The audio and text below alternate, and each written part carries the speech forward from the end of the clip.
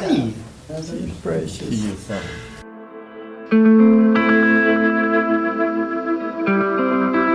Is that we have a new leader, Ralph Earnhardt in car number 50 in the lead.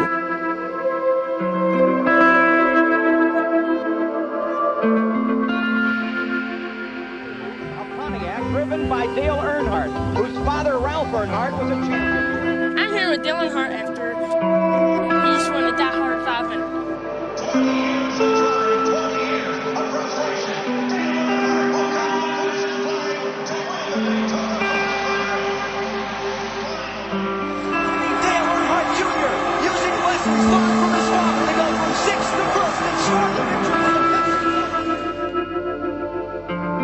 And I'm a basket of nerves and crying and, oh, you guys, I mean, I look at Amy and I'm like, you're so strong. I cry when I get mad, cry when I'm happy, cry when I'm sad. Thanks, Mama. You're welcome, darling. You cannot tell someone what being a parent is like, and he gets it. Just stand there and I just think about, like, how perfect my life is.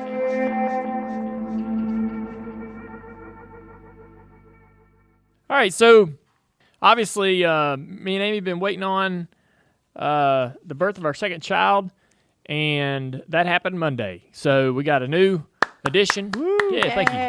Congratulations. Thanks so much. Happens all the time. Whatever. Not with you, though. All over the country, all over the world. So it feels a little weird to get congratulated, but it is awesome. The Rangers are coming off wins in their previous two games.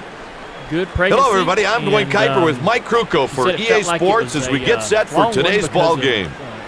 Should be a great game today between the Boston Red Sox and the Texas Rangers.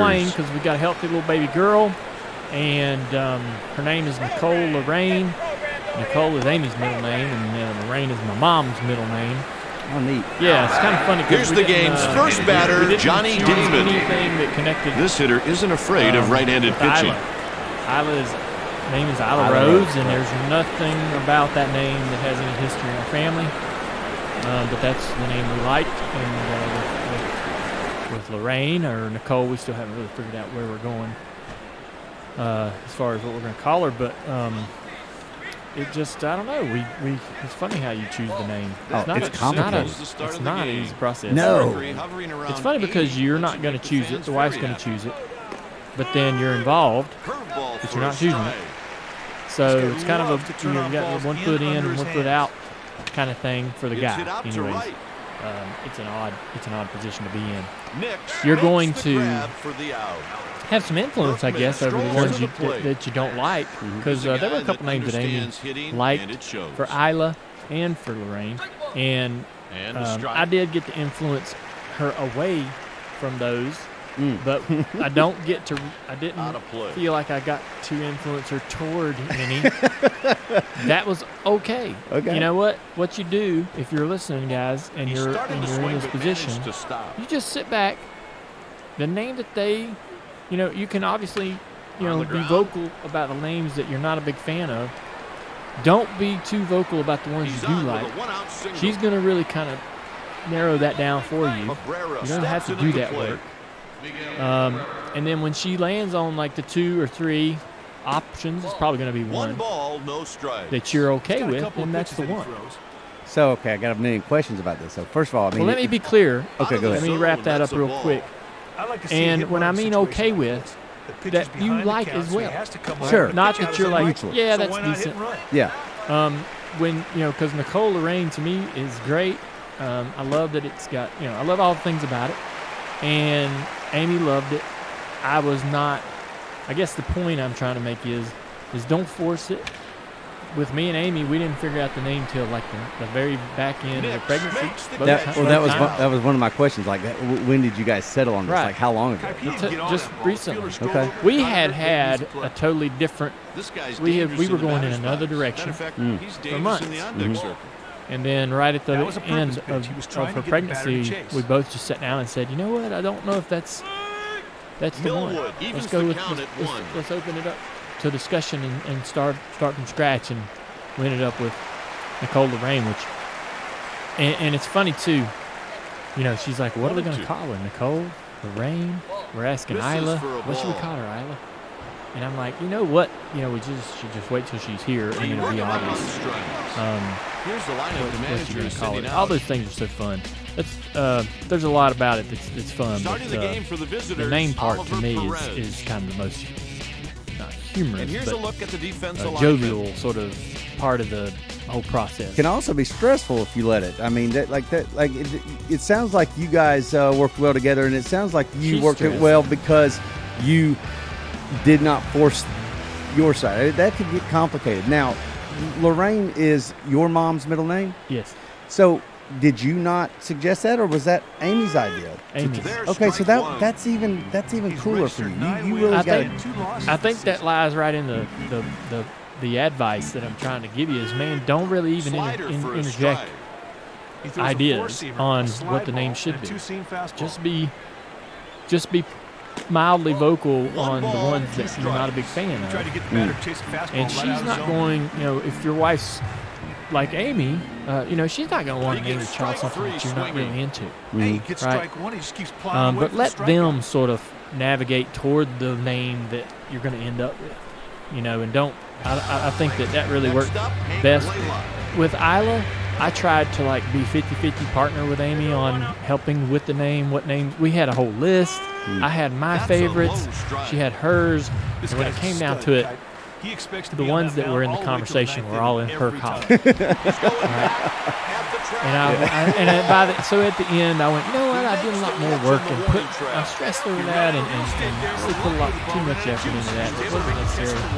And so with this baby, I was like, I'm just going to lay back and this will happen. It's going to figure itself out. And I didn't. It's funny because everything about the second one's been that way. Like, lay back, chill. This is going to figure itself out. It's funny how when we came home with Isla, we were a ball of nerves. We were freaking out.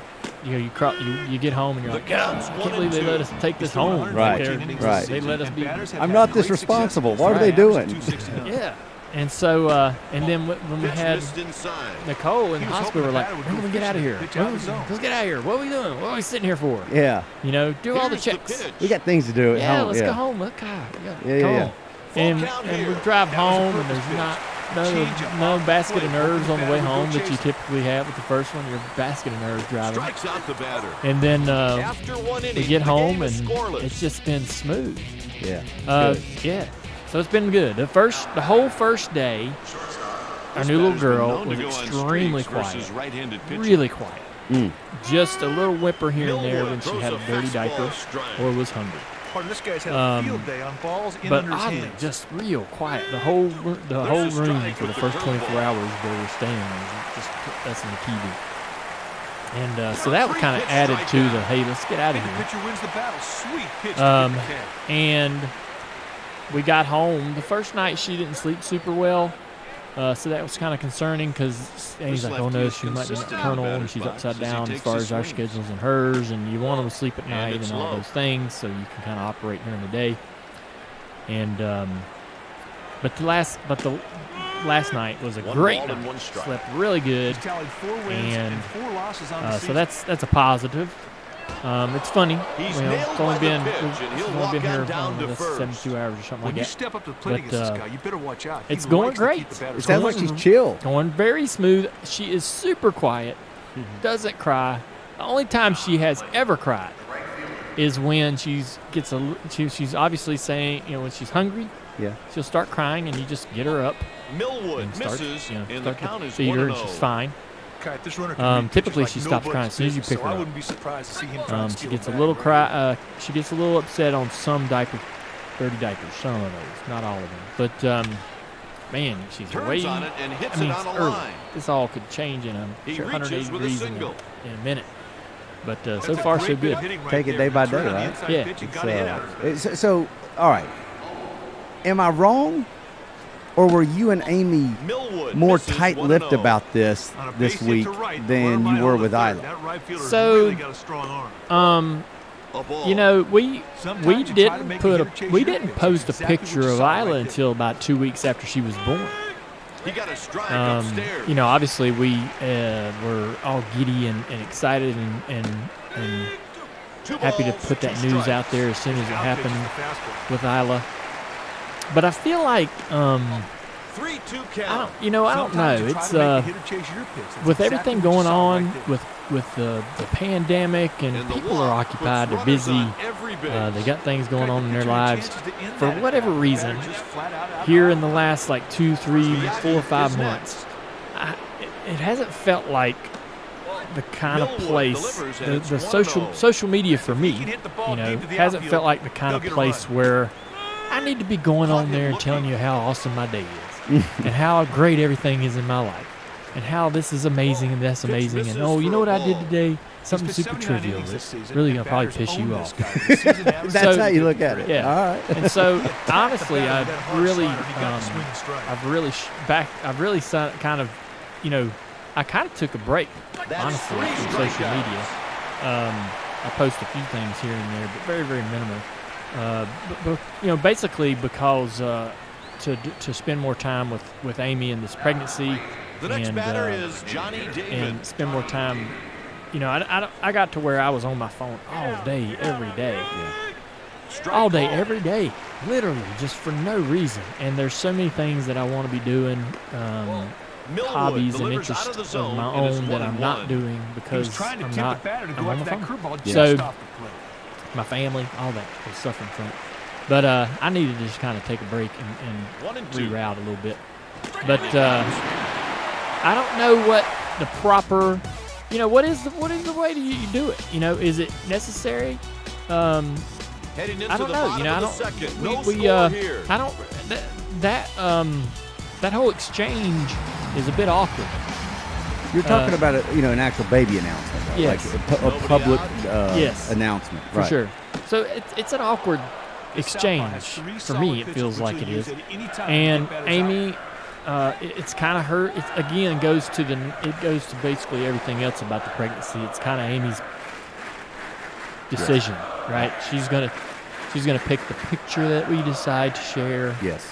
She's going to. I'm not going to instigate this. I'm not going on my social media and doing this. This is her thing, right? And that's enough. I mean, I'm sure there's some guys out there that probably don't know that, right? Well, as far as their own relationships, how that right? Works? Yeah. Yes. Well, they'll learn. Oh my gosh! And if they that don't, is a hard lesson to learn. And sometimes you learn the hard way because it doesn't work. Right. It goes back to even the naming of it. It's like it's so crazy, and I can't explain it. But there's something instinctual with women when they go through the 9 months of pregnancy. What you said, it'll become clear what this baby's name is, and you guys were going a direction, but then later in the pregnancy, it seems like you said that y'all were going a different direction with what you ended up with. Sure. It's crazy how this happens, but man, there's something instinctual within a woman when they develop the relationship with that baby inside them that they know. They know things like, oh, this doesn't feel right. This feels right. My wife went through the same thing with both of our kids. It's like, there was even types of music that she would listen to that the baby would be more active in. And so, and it was just like they developed a relationship before she was even born. And so I get that. But going back to the announcement, then, right, you're right. That's Amy's to do, which makes me concerned about what we're doing right now. Because I don't think you've announced it yet, have you? No. Okay, so is Amy going to get mad at us for talking about this? I told her we were going to talk about it on the show, and so I think that it's okay, and she won't be too. It's not confident. Let me know, because I could scrap this and put just elevator music or something. No, I don't think that it's a big deal to be conversational about our new baby, but I think that for putting out a post or sharing to the world, that is an important. That, to me, I'd be like, "Hey, y'all had a baby." Right. That'd be great. Let me go through my phone. There's a pic here. Take a look. But for a woman and for Amy, they're like, she's already called and scheduled the family photos. We're gonna spend half a day getting this right picture, and we did that with Isla. We spent a half a morning, half a day taking family photos, right after she was born, and I mean, we didn't use none of those. We ended up using one we took that we liked better at my mom's house for a small family gathering by the pool. And so she's gonna do that, and that's her thing. So and I'm not to interrupt or disrupt that, but I will say, for anybody who's curious, man, when I look at her, so we had Isla, and people probably do this if you got kids, you know this. As soon as your family, friends, as soon as they lay eyes on this kid, they go, "Oh, she looks like you," or "She looks like your wife," or "She looks like your husband." Man, she got your eyes, she got your mouth, all those things. They just do it immediately, and they look for that resemblance. And with Isla, we have there's a lot of people. There's a couple Instagram accounts like dedicated to Isla and Dad and their comparisons. Right? It's kind of strange. No, it's very strange. Well, the funny thing about it is, I thought it was strange too until friends started saying the same thing. Like people that I trust and know would be like, "Man, she looks like your dad a lot." And then I got less creeped out by the Instagram accounts because I'm thinking, okay, maybe it's okay that they feel that way because my friends are saying the same thing. So is that weird? I still think it's creepy. I mean, Isla could have a mustache, and I would still think it's creepy that people are sitting there putting Instagram accounts out there. But that's just me. I hear you. But so I guess with Isla, I didn't see any resemblance between me and Amy. Man, we looked, and she had Amy's mouth, maybe. He delivers. It's just she's changed so much. They come out, and they change in 24 hours. That's true. They do. Wow. They do. And he delivers. But honestly, so with Isla, I never could see either one, me or Amy. It felt like it was like this sort of mixture that wasn't really obvious. But with Nicole, and this is weird for me to say, but I look at her and I see so much of myself. Okay. She looks. I see. It's like looking in a mirror when I look at her. That's awesome. It's crazy. Now it may change in 24 hours, but I mean, as soon as I saw her, I was like, "Oh my God, it's like a baby me." I like looking at my baby self, and every time I look at her, I see her. I look at her and look at her and look at her, and I keep seeing it, and it's the craziest thing, because it's not that way with Isla. And even though people would say, "Man, she looks like you," or "She looks like Amy," I could never see what they were seeing. I can't do that with my own daughters, to be honest with you. I can see a little bit of you and your daughters, but it's not super clear. Yeah. Whereas, I see like a mixture of you and your wife and your kids, much like I see that in Isla of me and Amy. Yeah. But I'm telling you, it was very distinct. So I got two other questions. One is, how is Isla doing with the new sister? Has there been any kind of? Okay. So Amy was really worried. This is a good question, Mike. And this was because we had an extraordinary moment. Amy was really worried. You're thinking, man, Isla has had so much attention. We have really poured it on. I'm learning now that we've probably overdone it a little bit when it comes to showing her attention and love and all those things. We all do.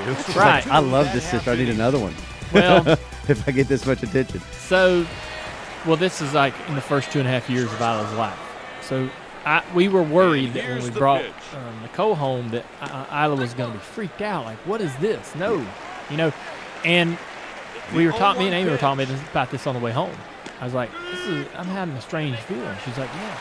She's like, it's kind of like Isla didn't get to go to the hospital. Didn't get to see us at the hospital and see the baby and understand or try to put it together that we went to the hospital to have the baby and that this is this new addition to our family. We're going to bring her home into the house and hey, guess what? I think there's another person. Skipper could be making a change soon. We really compared it to the probably shock or the surprise for our dog Junebug when we brought Gus home. You know, you just show up and you've got this other animal that's going to be coming into the house, and Junebug's like, "What? What's this? Why do we need this?" Right? I can't believe he and so we were really worried really that Isla was going to have that reaction. Like, what is she here for? Can someone take her home? Yeah. You mean she's staying? Yeah. Wait, I didn't know she was staying. Tammy, Sisters don't stay, do is they? this Tammy's? Yeah, is this Tammy? Is this, did you get this at the grocery store? What is this? You know? Where's she staying? Whose house is she going to? Whose house is she going to? We were just worried that she was going to have this sort of rejection at first.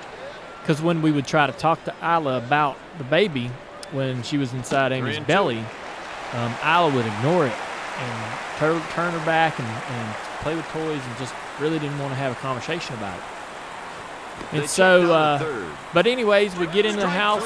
I have a video of it, and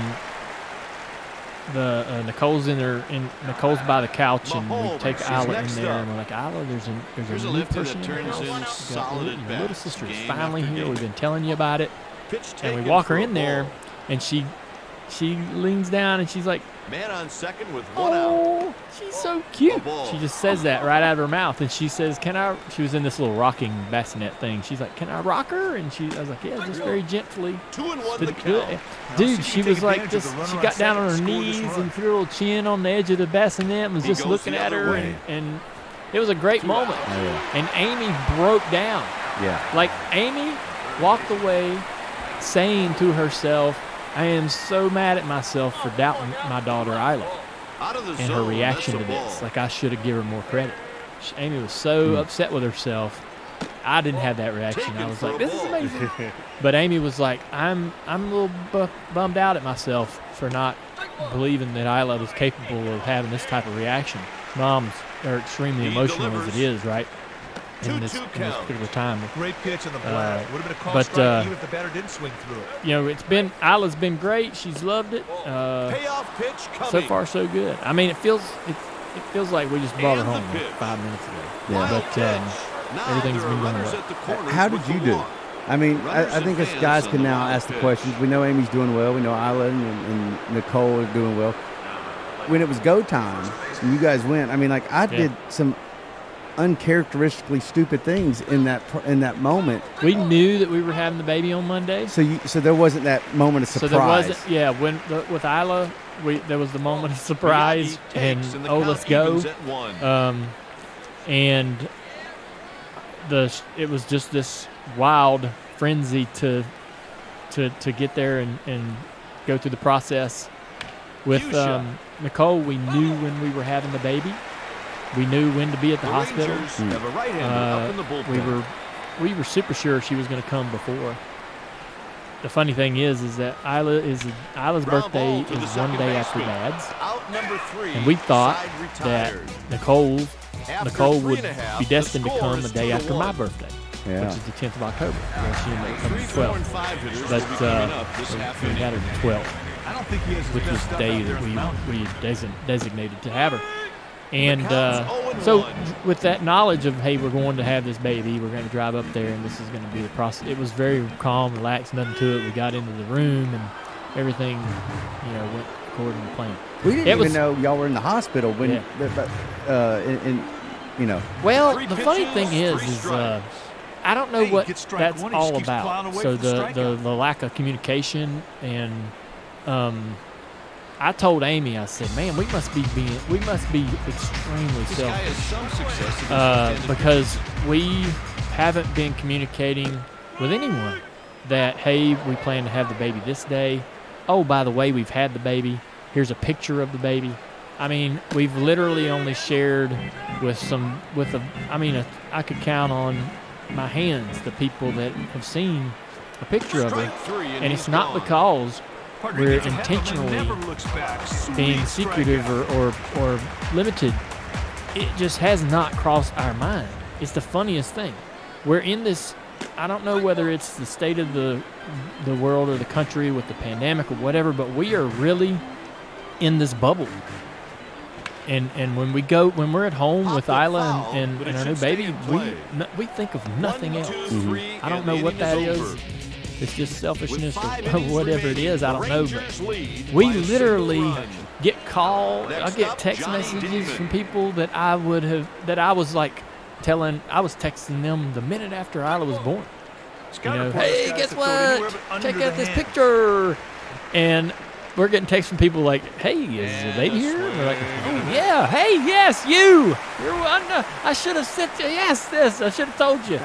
That reminds me of a conversation you and I had where first of all, on Monday when I found out from, I think maybe even Kelly that you guys were at the hospital. Yeah. And I remember you said last week that you guys were planning to have the baby, so I knew it was coming. Monday. And so, but by Monday night, I sent you a text because I was like, hey, are y'all okay? I was like, I just was starting to get worried because I had not heard anything. Yeah.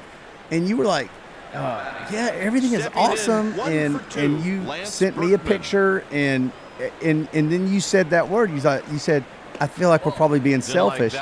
And I said, man, you have the right to be selfish right now. Enjoy that time. I just make sure you're okay. And then when you and I talked the next day, I said, hey, listen, there's a lot of people asking if you're okay. I mean, they're just concerned about y'all because they know you were supposed to have the baby and they haven't heard anything. And you said, like who? And I'm like, I don't know. You're folks at NBC.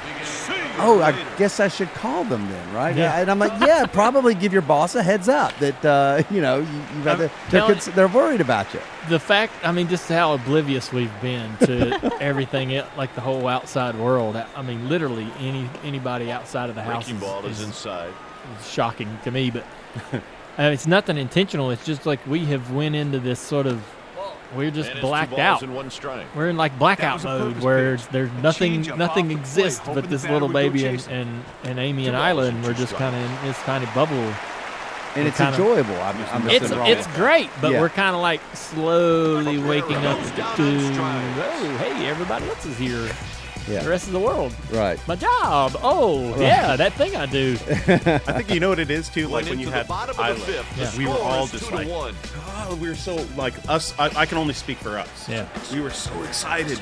And now it's like, okay, we know you have the baby, and we're so excited. And it's like, well, we hope he's good, and we hope he's excited. Yeah. Like my job hasn't crossed my mind. Yeah. I have not done I have not lifted a finger to prepare for this weekend. But that's not. But I will. I need to. Right. Like I got to start to sort of get the wheels in motion, because I'm going to fly to the race on Saturday. Oh, you are? Okay. Yeah, like I'm going to work, but I haven't even thought about 1 minute about it. But you can crunch. You'll be fine. Your teammates will take care of you. Well, I tell you what, this was awesome. I'm so happy that Nicole is at home and. That you guys are happy and that you guys experienced a few days of just, enjoying each other in peace, without work and the stresses of going on outside. You deserved it. Amy deserved it big time. Yeah. And I'm happy for you. And that is why we are late on this podcast this week, but I know that everybody is also going to appreciate the fact that you guys took time for yourselves. And that we, as the podcast, didn't go do a half episode with we thought about it. We could have a guest in here, and I could, me and Matthew and Leah could do it. But it's like, no, it just didn't feel right. I'd rather wait till you get back and let's. For everybody listening, I encouraged Mike and the team to find a guest host and try to put together a show with a guest. Bring in a guest host as well. Right. And try to give you guys a good episode. This is a great thing about a podcast is it's kind of fluid, and when life happens and things get in the way, you can kind of make the podcast can move and maneuver and adapt. So and this is good.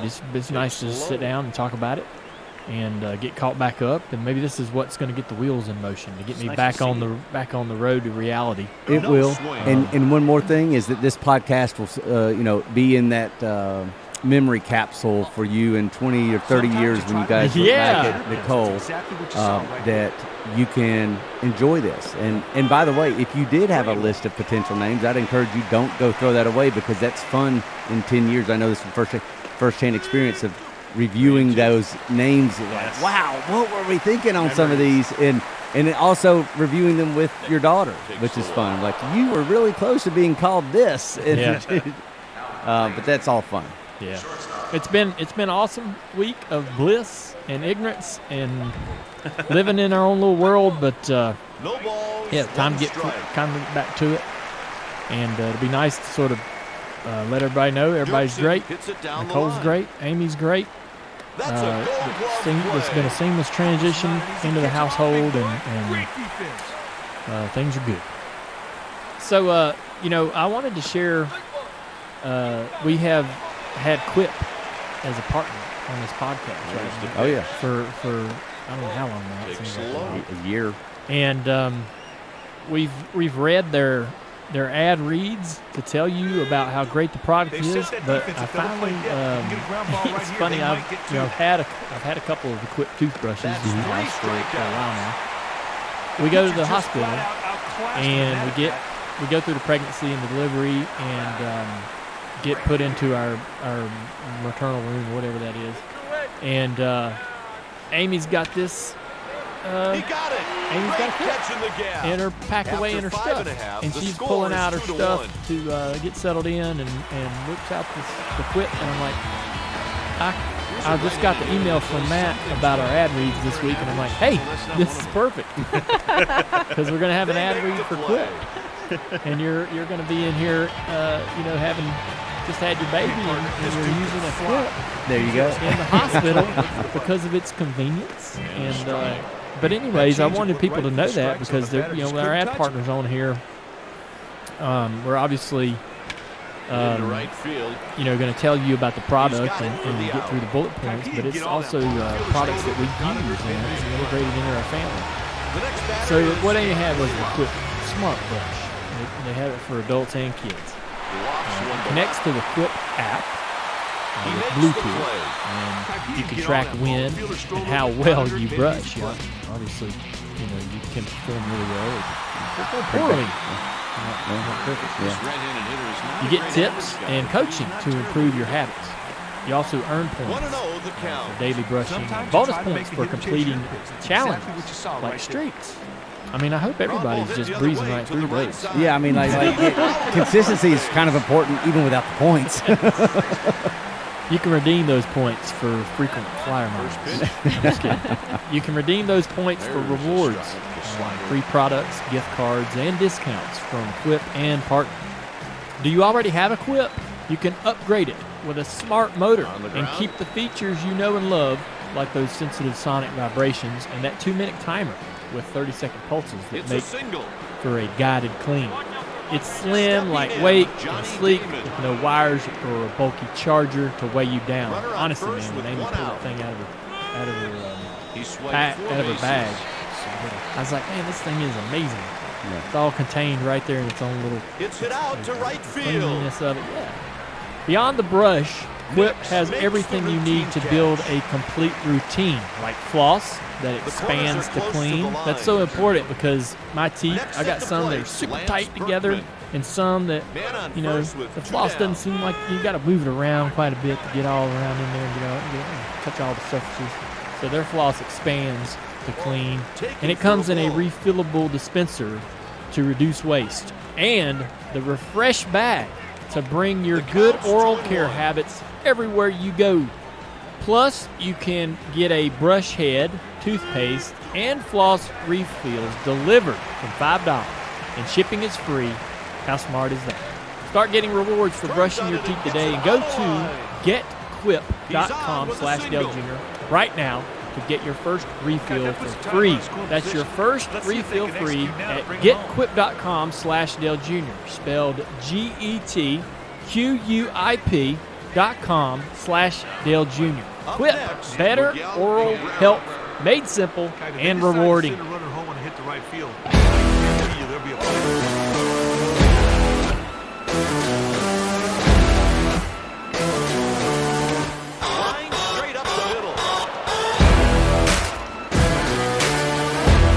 It is time for Valvoline Original segment. You guys, we always come up with some original topic, and this week it is about something we all know and love, racetracks. Oh, yeah. It's sort of our thing, isn't it? Original racetrack. So let's see if we can come up with a couple here, each as far as your favorite original racetracks. When you think of originals, you're not going to go with any mile-and-a-halfers, are we? I mean, like nobody's going to try to make that mistake. What are some original racetracks? I'm going to say this is a long list, and there could be any. You put about any racetrack on the circuit. You got to think about the beach course at Daytona. Oh yeah. 2 miles of beach, 2 miles of asphalt ribbon, and connected at the ends by a turn. They moved away from the beach and built this amazing racetrack in Daytona that we know now as Daytona International Speedway, but the original is the beach course. And Darlington would probably be an original, not only because it was one of the first super speedways built. I mean, think about the concept. So foreign and uncommon. Mm-hmm. There was nothing like it. And the guy said, we're going to build a track this big. I mean, they couldn't even get it sanctioned because they didn't think that stock cars could finish 500 miles at the racetrack. And the guy that won the first race there rode around on the apron at 70 miles an hour the entire time. It's not even really, just because the tires wouldn't take it. The guys that ran up on the banking and ran harder, much faster, blew all their tires out. They literally had to go into the parking lot and pull the tires off the cars to finish the race. So, that's an original. A couple that I like that went away. One of them in particular, Atlanta Motor Speedway, and I know I've talked about that in length about how much I miss the original Atlanta Motor Speedway. This was one of the mile and a halves that didn't have a dog leg. Not all mile and a halves had dog legs, and Atlanta had 2 straights. And then 2 corners. And the thing that was fun and original, unique about Atlanta is the turns were longer than the straightaway. I didn't actually know that. That's interesting. So you were in the turn the majority of the time of the lap. They were long, fast corners, and they were imperfect. Now, if you look at some of the racing in the 80s or the early 90s at the original Atlanta Motor Speedway, watch them go through the corner. Look at the line that's painted, the white line that's painted on the bottom of the racetrack. It's all wavy. It's like they basically just drove around it and painted it on there with a pickup truck. There's no rhyme or there's no smoothness to the circumference of the line. It's imperfect. It's like, hey, run on the line. Well, I can't steer the car that much through the corner. They ran through the middle of the corner. It was bumpy, wavy. There's a pitch low to even the count. 1 ball and 1 strike. Had that sort of old, wore-out, he swiped sort of 23 sandy bases. asphalt that you have down around South Carolina, Hit towards the shortstop. coastal region of Georgia, and the Panhandle of Florida. That track to me, I really, really miss it. There's something else about that track I've heard from people. I've maybe Rick Minner or somebody, but they said if you stood in the infield, if you stand in the infield of most tracks, you can't see the backstretch.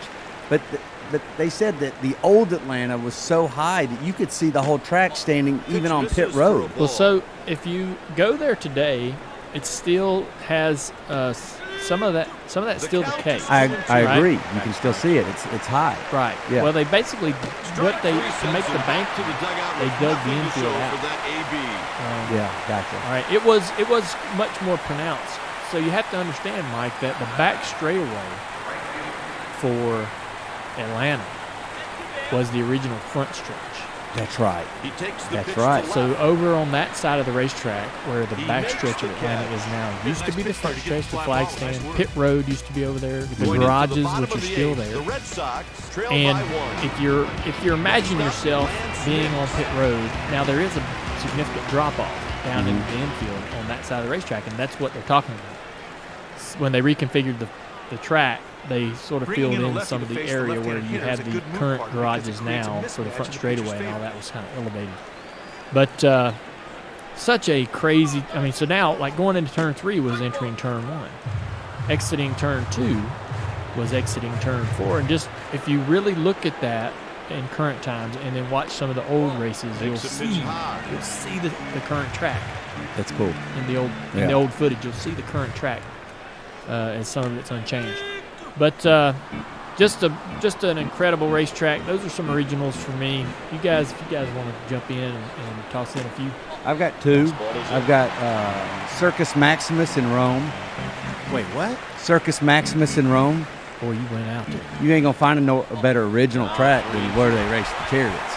Oh, dang, that's awesome. Mike, I love you. In Rockingham, which is slightly newer than Slightly Circus different. Maximus, but not much. The Rangers are getting their bullpen I would. ready. Leah, do you have anything? Just from the drag racing side, I would say Bristol, just because it's such a unique setting. The drag strip is literally in between those kind of two mountains, big hills, and you get a sound there from the cars that you don't get anywhere else, and it's just the coolest freaking thing ever. So that's mine. I was thinking about it this weekend, and I'm like, Bowman Gray, but it's a football field and they raced around it. So I was reminded of, I think it's episode 7 of Lost Speedways, Jungle Park, being one of the most unusual places I've ever seen as far as a racetrack. If we could map it for iRacing, it would be the weirdest track ever. I mean, going downhill on the front stretch, and you think, Frank Funk promoted that track and was a big part of that track, but the track that I watched on streaming on the internet this weekend was Winchester Speedway, which is the 3rd oldest track active in America right now, and that was designed by Frank Funk, and that place is like a half-mile version of Darlington, where you sail it off in there with the banking and right up against the wall, and it's got all that character and dips that you were kind of talking about. Some of the like Darlington has character, and so there you go. Winchester, I think started racing in 1914, and that place is as original as it gets, and still racing today. Good stuff right there. Valvoline knows about originals. Heck, they've been around from the beginning. I mean, literally, the very first race in America, they were there in the winning automobile. Valvoline, the original motor oil. Whether you're camping in the woods or at a backyard get-together, there's nothing like a roaring fire to bring you back to what matters. So digital distractions, the frenzy of everyday life, it makes it too easy to forget. Warmth, brilliance, connection, sitting by the fireside with some friends. It's what it means to be human. There it is. That's what I think about when I think of human. I just used my solo stove a couple weeks ago. Did you really? Yeah.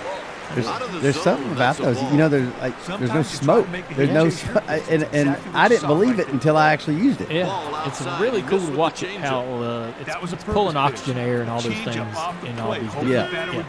It's fun to watch it. Try to figure out how it's working. Stainless steel construction designed to regulate airflow and burn more efficiently. And I mean airflow, like I said, when you watch this thing burn, there's air moving through it. Yeah, they got these holes at the bottom, and the fire's pulling oxygen. From the bottom, it's amazing. I mean, you can see like technology happening. I'm talking about it like I know what it's doing. I just the fire's it's cool to look at.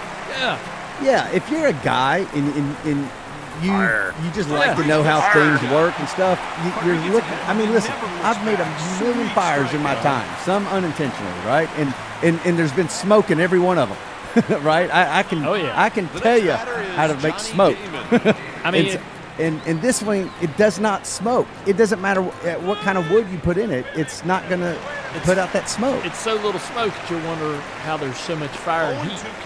Right, that's true. Yeah, and think about this too. If you're in a neighborhood, congested neighborhood or a community, having a fire pit that puts off minimal amounts of smoke or none at all is a great thing. Of course. You don't want to smoke out your neighbor. You don't want to. People don't appreciate that. If you have a fire pit sort of in the front yard or the backyard and all that stuff's heading somebody else's direction, it can. It's a disturbance. Well, it's a disturbance, but it also the smell lingers. All those things. It gets into everything. It goes and comes in contact with. The most mortifying is when you're camping in a campground with others, and then you go make your fire, your fire, and all of a sudden it's just pouring smoking out into- the entire campground. pouring It's into just somebody else. embarrassing.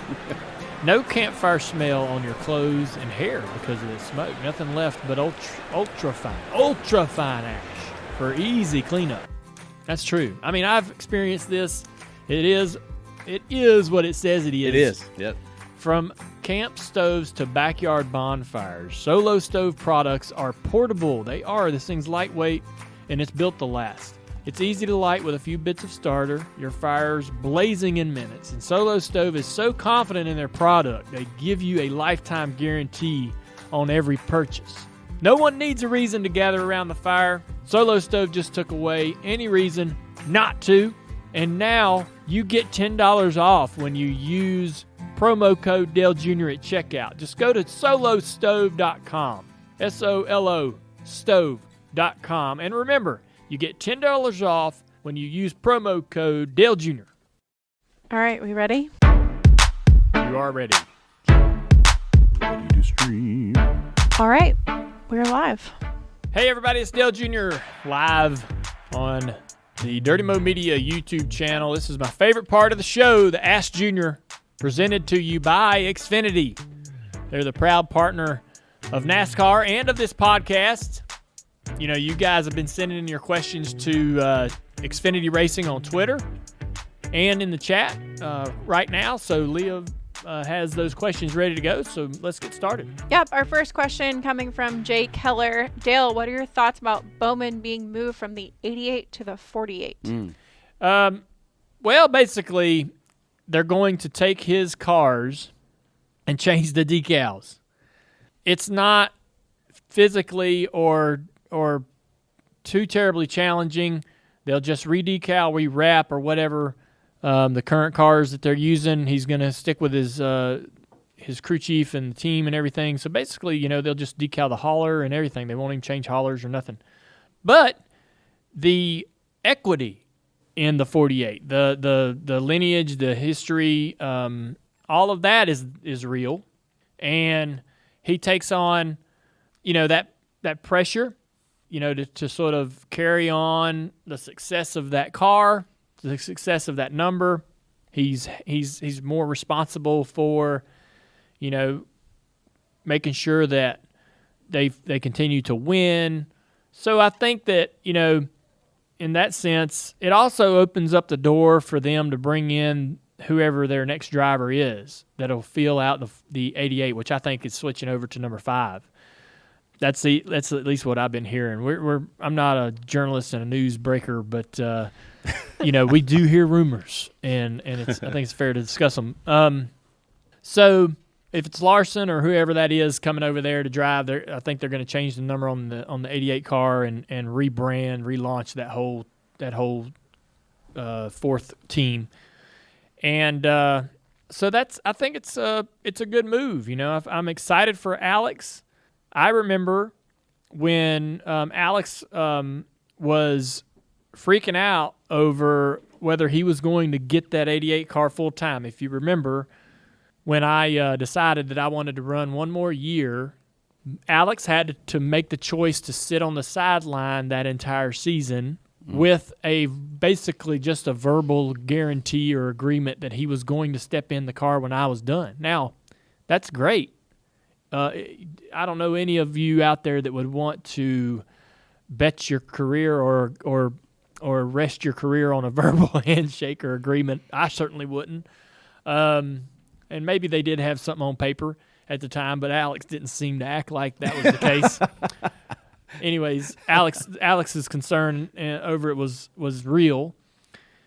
And during the entire year, while I'm driving, anything could happen. I could get a wild hair and go, man, I'm going to keep going. Or another driver could start dominating on the Xfinity circuit, and they could go, you know what, Alex, we're going to take a look at this guy. Anything could happen in that span of time that could take that opportunity away from him. And he had been, you know, he'd been promised things before and had them taken away before, and so. That was a difficult time for him. So with that said, I guess it's great to see where he has landed, how far he's made it, right? He's obviously shown that he can win. and he can perform in very difficult situations. And I think going into the Roval and trying to get through that race this weekend, he did it last year. He's performed in pretty high intense situations. He's won races, and I'm excited. I'm excited for him to.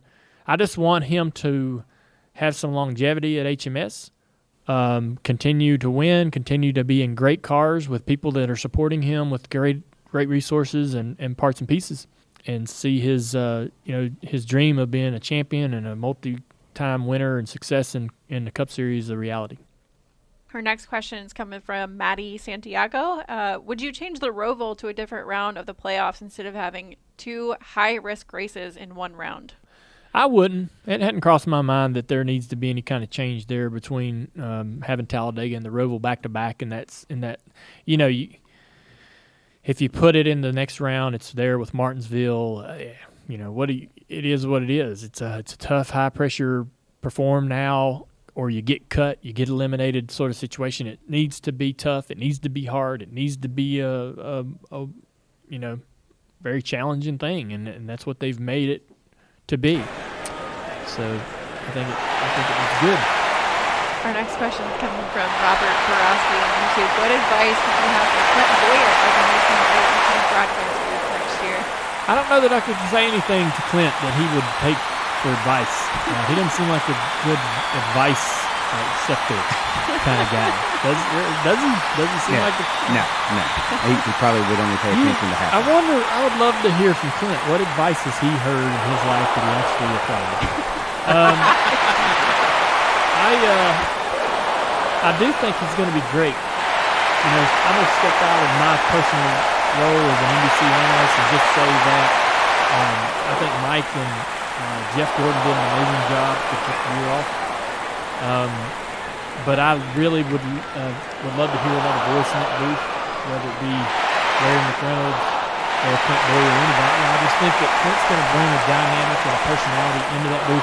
I think Jeff and Mike are so similar in their tone, their cadence, and they're so similar in their styles that I think that having such a unique presence like Clint's going to be great for those guys. They're going to love it. It's going to bring a real new energy into that booth, and that'll elevate Jeff and Mike. That'll push them to sort of keep it fresh.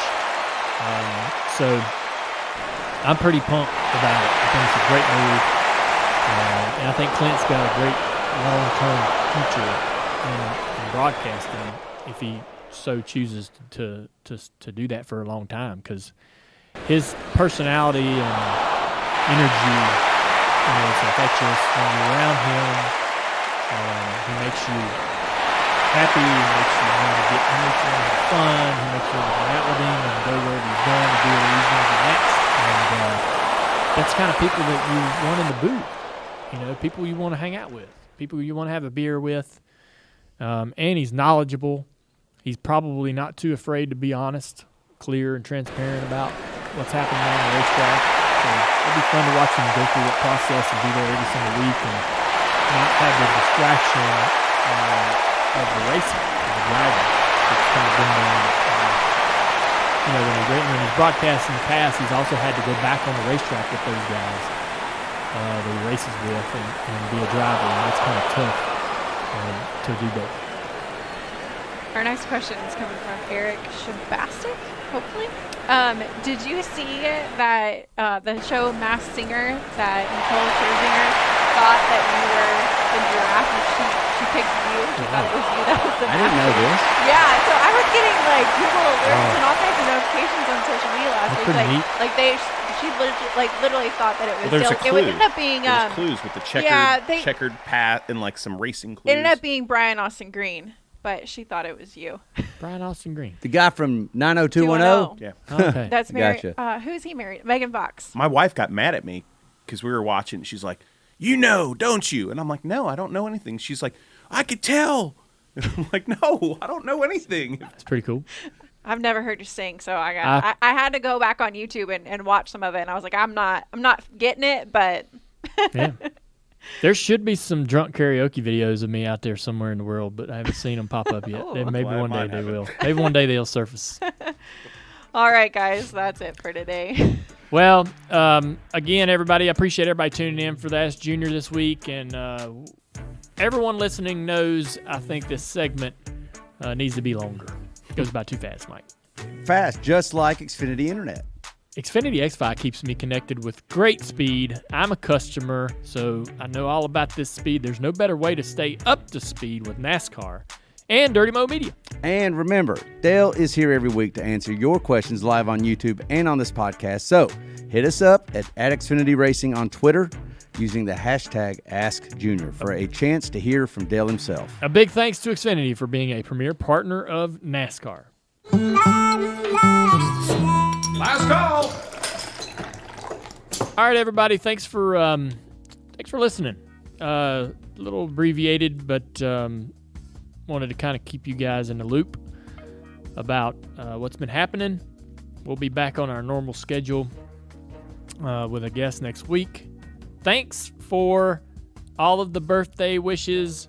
They were coming from everywhere, and man, it's always nice, you get up to about 46 years old and you kind of you'd just be fine if it just came and went. But when you get some of those birthday wishes and support, it's just nice that people think about you.